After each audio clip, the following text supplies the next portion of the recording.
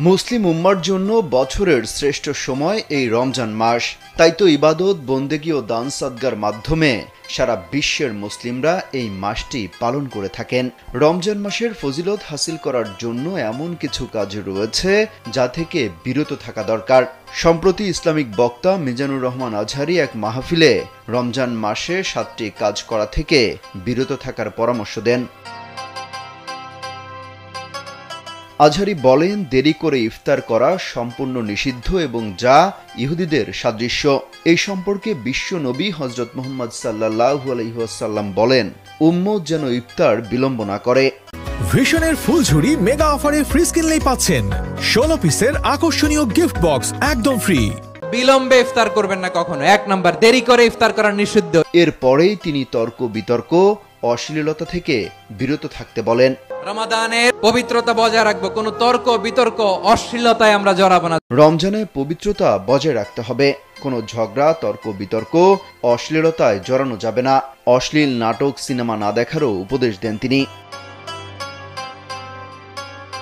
তৃতীয়ত, যে কাজটি থেকে বিরত থাকতে হবে তা হলো মিথ্যা বলা যাবে না।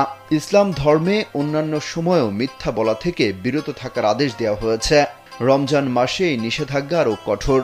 এ প্রসঙ্গে নবী করিম সাল্লাল্লাহু আলাইহি ওয়াসাল্লাম বলেছেন, যে রমজানে মিথ্যা কথা, মিথ্যা কাজ, মিথ্যা সাক্ষী ছাড়তে পারে নাই, তার উপবাস থাকাতে আল্লাহ তাআলার কিছুই আসে যায় না। চতুর্থ স্থানে রয়েছে অপচয় না করা, কারণ অপচয়কারী শয়তানের ভাই। 5 নম্বরে যে কাজটি করা থেকে বিরত থাকার উপদেশ দেওয়া হয়েছে তা হলো লোক দেখানো ইবাদত থেকে বিরত থাকা। এ নিয়ে বিশ্বনবী বলেন, দাজ্জালের ফিতনার থেকেও ভয়ঙ্কর ফিতনা হলো লোক দেখানো মানসিকতা। লোক দেখানোর জন্য নামাজ, রোজা, জিকির, তেলাওয়াত, দান সদকা এগুলো করলে আল্লাহর দরবারে এগুলো কবুল হবে।